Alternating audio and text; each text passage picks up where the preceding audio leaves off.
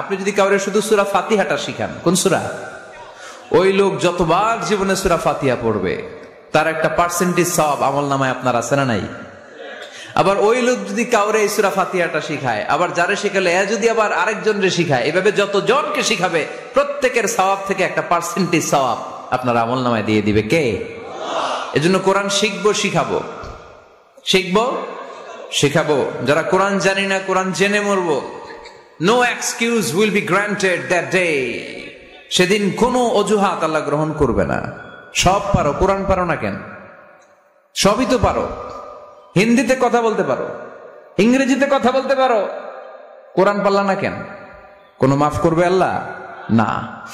আর যারা কোরআন বেশি বেশি পড়বে তাদের জান্নাতের বিল্ডিং লম্বা করে দিবে কে? আল্লাহ বলবেন ইকরা ওয়ারতাকি ওয়ারাতিল কামা কুনতা তুরাতিলু ফিদ দুনিয়া ফাইন্না মানজিলাতাকা ফি আখিরি আয়াতিন তাকরাউহা। কোরআন পড়ো, যতগুলো আয়াত দুনিয়াতে পড়বেন আপনার জান্নাতের বিল্ডিং তত তলা বানায় দিবে কে?